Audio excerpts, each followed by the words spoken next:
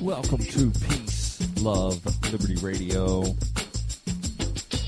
online at fppradio.com. So I've got some interesting stories to cover this week. The first story that I'm going to cover, just because this really amuses me, I'm going to cover a story. It's from UPI, and it's listed under Odd News.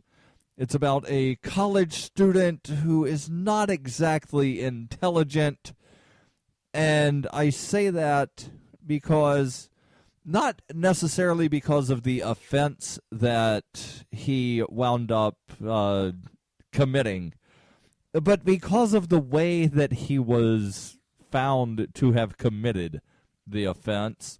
The story is from Radnor, Pennsylvania. Again, UPI has the story. 4 college students in Radnor Township, Pennsylvania, who ordered fake IDs from China, made a cringeworthy blunder. Police said an 18-year-old college student named Dean ordered a box of fake IDs and had them shipped to his campus address. What the student probably did not think about was that he shared the same name with a dean at the school. The package was delivered to the administrator, who opened the box and found 8 realistic-looking identifications, one complete with the student's real name. The police superintendent for Radnor told the Philadelphia Inquirer, quote, "You can't make this up." Police linked the fake IDs to 4 18-year-old men, but would not identify the men nor the college. Local schools include Villanova University, Cambrini College, Eastern University, and Valley Forge Military Academy. Police tracked the package to Guangzhou, China, and said it was part of a larger problem with fraudulent identifications. The cards are easy to get and can be used for far more than sneaking into bars, the article says. There are many people who use these to commit forgery or credit card fraud, according to a police lieutenant. The article concludes, the students are not facing criminal charges, but have been referred to their parents and may face school sanctions. So I'm happy to hear that these young adults that probably should have found a better way to get their fake IDs delivered to them, I'm happy to hear that they are not facing criminal charges. And, that's really odd that they would not face criminal charges. My guess is that the humiliation is enough to where the police and the school administrators think, you know what, they don't really need to wind up being punished because these guys aren't exactly intelligent. And they, hopefully they learned their lesson. And one of those lessons is, if you are buying illegal things on the internet, don't get it shipped to your house, or in this case, to your college dorm room. And if you are going to get it shipped to your college dorm room, make sure that you don't have the same last name as one of the deans of the school. Especially if your first name is Dean. For example, if your name is Dean Smith and one of the deans is William Smith, then the mail is going to say Dean Smith. A lot of times, people with official titles will not include a first name in their mail. So the mail to the dean would also say Dean Smith and would not include a first name. Just like if a college professor has a doctorate, then the mail that he gets at the school is most likely just going to say Dr. whatever the last name is. So, yeah, kids, wise up. And maybe, there are these things, the private mailboxes. You might want to get one of those if you're getting illegal things shipped to you. And also, on the fake ID, don't put your real name on the fake ID. That's the point of having a fake ID, is so that then there's plausible deniability that you don't actually own the fake ID. These kids really do need to learn stuff, but they're not going to teach them this at the college, especially, and again, we don't know exactly which college it is, but if it's the Valley Forge Military Academy, then yeah, they're not going to learn these things, especially there. They're going to learn how to obey and do what they're told, and they'll probably learn how to go kill people. And something else from the sort of, odd news category, if you will, there's an entity called AMAC. I've heard the name before. I don't know exactly what it stands for, and the website does not make it readily apparent what AMAC stands for, but they have a story that actually they quote from the John Locke Foundation. And the John Locke Foundation, not an entity that I had ever heard of before this article, but AMAC has a story that says the John Locke Foundation just published its First in Freedom Index, a report that compares and ranks the relative freedom of all 50 states. The North Carolina-based think tank says it has an institutional commitment to individual liberty and limited constitutional government, and weighed 4 variables to compile the rankings. The most significant consideration, they write, was fiscal policy, which measures taxes and budgetary measures. This aspect generated 50% of each state's score, with 20% given to education and regulatory compliance policies, and the final 10% to healthcare policy.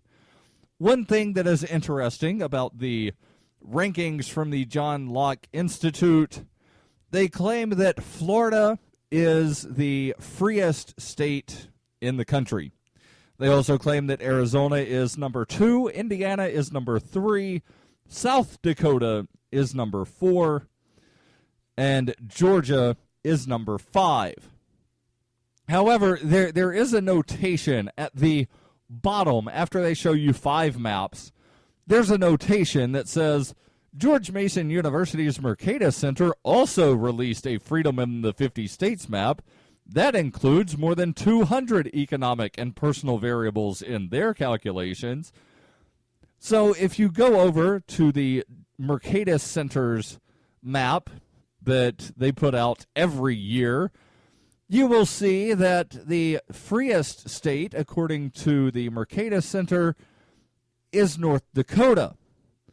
The John Locke Institute ranks North Dakota as number 41. That's a very big difference from number 1 to number 41. But again, the John Locke Institute only has 4 variables. The Mercatus Center has over 200. New Hampshire is top 10 in both. They are number 9, according to the John Locke Institute, and number 4, according to the Mercatus Center. There is more when we come back on Peace, Love, Liberty Radio, including news about a lawsuit about people from American Samoa seeking American citizenship. What's that all about? Why do they hate us? Is libertarianism compatible with Islam? Davi Barker answers these questions and more in Voluntary Islam and Other Essays. He advances the voluntarist cause with analysis of the confluence of values between Islam and libertarianism, as well as contemporary movements from the Tea Party to the Arab Spring. Voluntary Islam by Davi Barker will be available on February 19th. Bitcoin Not Bombs is a launching pad for nonprofits and social entrepreneurs into the financial freedom of the Bitcoin economy. Bitcoin Not Bombs offers premium publicity campaigns designed to facilitate an organization's adoption of Bitcoin as a payment system. Bitcoin Not Bombs is fully committed to being the hub of the nonprofit sector of the Bitcoin economy, maximizing the potential cross-promotion of all our clients and commercial partners. To learn more, visit bitcoinnotbombs.com. You can support FPP Radio by shopping online. Whether you're looking for t-shirts, precious metals, bitcoins, or books, you'll find that and more at shop.fppradio.com. There's an Amazon shopping iframe built into the website, or you can shop directly from FPP with Bitcoin in the Bitcoin store. Every purchase you make from one of my affiliates at shop.fppradio.com helps fund FPP Radio. That's shop.fppradio.com.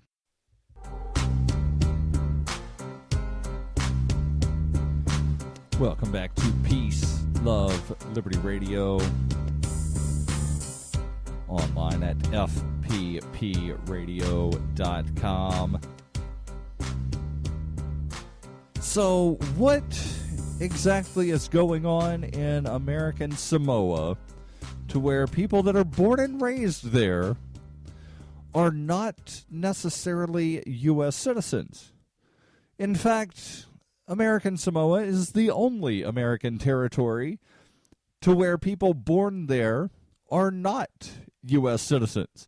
And some people would look at that with, with like cheer and glee and happiness of, whoa, so there's a place that I could be and my children, that are yet to be born would not be burdened with American citizenship, that they would not be forced to pay this horrible federal income tax and fund the American military's war machine. American Samoa, that sounds like a good place where I don't have the burden of citizenship. But there are some people that are not exactly happy about not being American citizens, and some of those people filed a lawsuit, and the U.S. Court of Appeals in the District of Criminals heard oral arguments on this case a couple of weeks ago. The case is Tuana versus United States. The issue is whether or not the 14th Amendment confers citizenships on people born in American Samoa. The story here comes from Mother Jones, and I've actually been following this somewhat through Ballot Access News, where Richard Winger does an incredible job of keeping up with various lawsuits on different things related to elections. And while this on its face does not appear to be at all election related, one of the individuals involved in the suit is a former, it's the non-voting delegate from American Samoa. One of the former non-voting delegates from American Samoa is part of the lawsuit.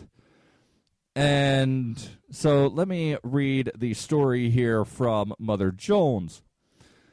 The reporter writes, "Well, this is awkward. This month, 5 people from American Samoa, the only place in the world where babies born on U.S. soil are denied U.S. citizenship, argued in federal court that the government's refusal to grant them birthright citizenship violates the Constitution. On the other side of the case is the Obama administration, which cited century-old Supreme Court decisions that spoke of savage, uncivilized, and alien races, and many legal scholars now see as outright racist, to justify continuing to deny citizenship to these U.S. nationals." Now, the difference between a citizen and a national is, it's one of those things to where on the surface there's not really much difference. However, a national, all citizens are nationals. Let me start by saying that. But a national is not necessarily a citizen. And a national, while the people in American Samoa can visit, the mainland United States without the need to get a tourist visa or the use of a passport, they cannot necessarily get certain jobs. They can't vote. So if someone from American Samoa moves to California, for instance, they would not be able to vote because they are not a U.S. citizen. They would not be able to get certain government jobs. They would not be able to get certain benefits, such as like student loans or grants for college, because they are not citizens. So in a way, it's sort of a lower tier person. And it would only be, slightly higher than foreigner in regards to, quote unquote, benefits and privileges of being in the United States from a legal perspective. The article here from Mother Jones continues. It says, over the past century, Congress has passed laws guaranteeing birthright citizenship to residents of U.S. territories, including Puerto Rico, Guam, and the Northern Mariana Islands. But American Samoa, a Pacific island chain that is home to some 55,000 people, is the lone exception. American Samoans are classified as non-citizen nationals.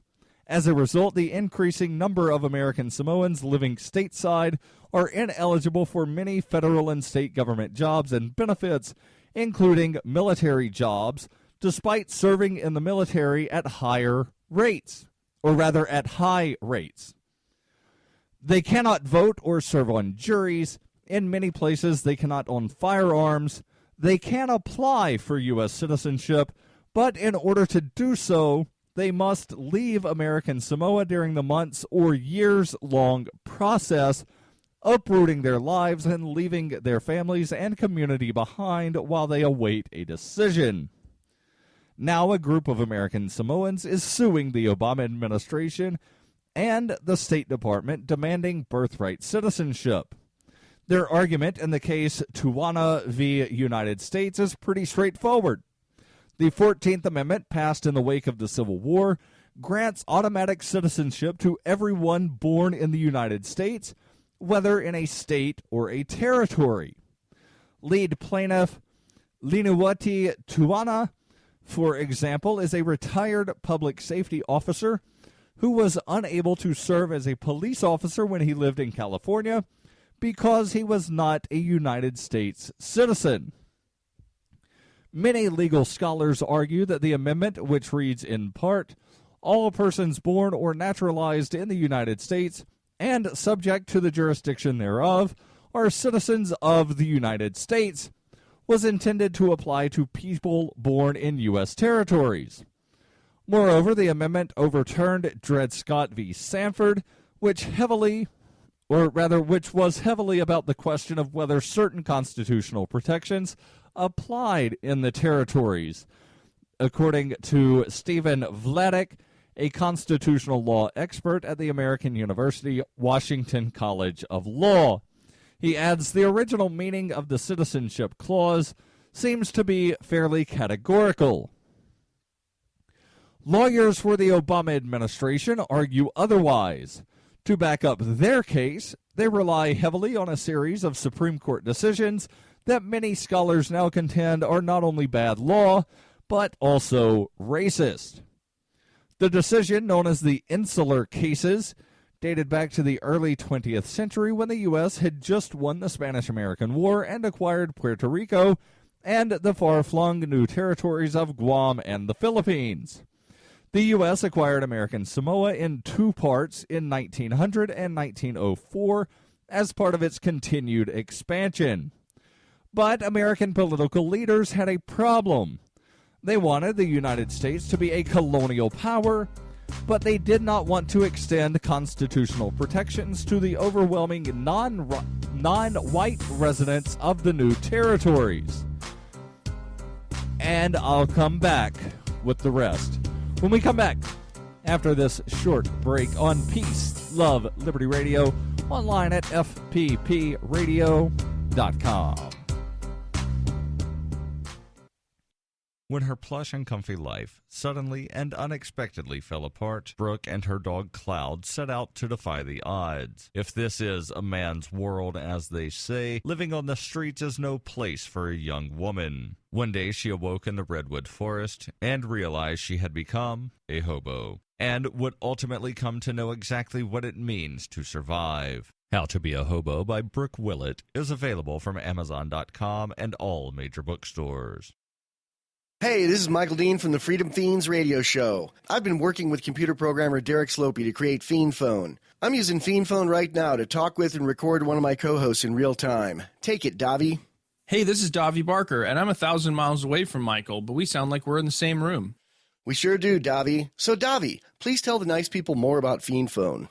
Fiend Phone is free, open-source software that opens up a global world of possibilities for collaborative, high-quality remote voice media production, and I'm digging it. People can try the Windows beta version of Fiend Phone right now at fiendphone.com. But we're also raising money to vastly improve Fiend Phone and vastly improve independent talk media worldwide. So go to fiendphone.com to help out. Who will build the audio roads? We will, with your help. That's fiendphone.com. FEENPHONE.com. Foxtrot, Echo, November, phone.com. Fiend Phone. I never knew remote audio could be this good.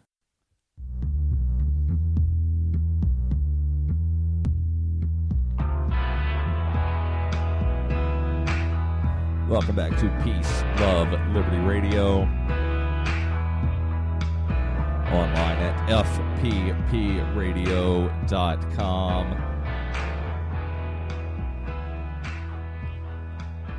So, why is the Obama administration citing racist, outdated court rulings to prevent people in American Samoa from being citizens? And now, why anyone would want to be a citizen, I have absolutely no clue, but apparently some people do. And it seems, based on the arguments made in this article, it seems that it has to do with money and benefits. And I can understand people wanting money and benefits, but to me it seems as though citizenship comes with more of a burden than a privilege or, any kind of reward. But the story here continues, and let me actually back up about a sentence here. It says, American political leaders had a problem. This is back in 1900 and 1904. They wanted the United States to become a colonial power, but they did not want to extend constitutional protections to the overwhelmingly non-white residents of the new territories. As one of the friend of the court briefs in the current case notes, the Democratic Party's official platform in 1900 argued that, quote, the Filipinos cannot be citizens without endangering our civilization, end quote. To solve that problem, the Supreme Court came up with a bizarre, racially minded solution. The court invented two categories of territory. The Constitution applied fully in incorporated territories, such as Arizona, which were settled mostly by white people and destined for statehood, while much of the Constitution did not apply in unincorporated territories, such as American Samoa, which were not considered candidates for statehood largely because of their racial and ethnic makeup. Justice Henry Brown, famous as the author of Plessy v. Ferguson, which gave the court's blessing to segregation, refers to the inhabitants of the new territories as, quote, savage and alien races in what are called the insular cases. Brown contended that Congress would treat the territories well because it was guided by certain principles of natural justice inherent in the Anglo-Saxon character, end quote. His colleague, Justice Edward White, hypothesized in one case that granting citizenship to an uncivilized race in a new territory would, quote, inflict grave detriment on the United States from the immediate bestowal of citizenship on those absolutely unfit to receive it, end quote. Sanford Levinson, a constitutional law professor at the University of Texas Austin School of Law, says a lot of people are justifiably embarrassed by the insular cases because they really do capture an earlier imperial moment that is saturated in white supremacy. What the majority of the insular cases argue is that you really can't imagine that Filipinos, especially, but also, frankly, Puerto Ricans, would be welcomed into the American political community, so they construct an understanding of the Constitution that won't require it. Though the Obama administration is using the insular cases to fight birthright citizenship, its handling of the case is a bit unusual. Normally, appellate lawyers at the Justice Department's D.C. headquarters, known as the Main Justice, become involved in cases against the government once they reach the circuit court level. American University's Vladeck explains, but in this case, now pending before the D.C. Court of Appeals, was briefed and argued by the lawyers at the U.S. Attorney's Office in D.C. Vladeck said, "It's surprising to me that it's a case like this. It's the United States Attorney's Office and not the Civil Division of the Justice Department working on this case." He adds whether that's because the Justice Department just doesn't believe that this is an important case, or whether it's because they do, I think only they know. Though no Civil Division attorneys' names appear on the briefs, a spokesman for the U.S. Attorney's Office in D.C. told Mother Jones, quote, "Our office is working with attorneys from Main Justice on this matter." The spokesman added that the office frequently represents the government and government agencies in court proceedings in the District of Columbia. Of course, the administration doesn't have to fight the American Samoan case at all, although it is required to defend acts of Congress. The Obama administration can, on occasion, opt out of defending a law because it is unconstitutional. The Obama administration's refusal in 2011 to defend part of the Defense of Marriage Act is one recent example. The Justice Department declined to comment on the case. The article here continues. It says, although the Samoans' case for birthright citizenship has brought together liberal legal scholars and conservative originalists concerned with adhering to the original meaning of the 14th Amendment, residents of American Samoa are divided on the question of citizenship. The government of American Samoa has actually sided with the Obama administration in this case, largely out of fear that Samoans' way of life and foundational cultural institutions would be jeopardized if subjected to scrutiny under the 14th Amendment, according to a brief from the government of American Samoa. The plaintiffs contend that this is not true, and current and former officials from other territories have filed amicus briefs supporting them. And, here's just sort of my 2 cents on the whole thing about American Samoa, whether the people should be given citizenship or not.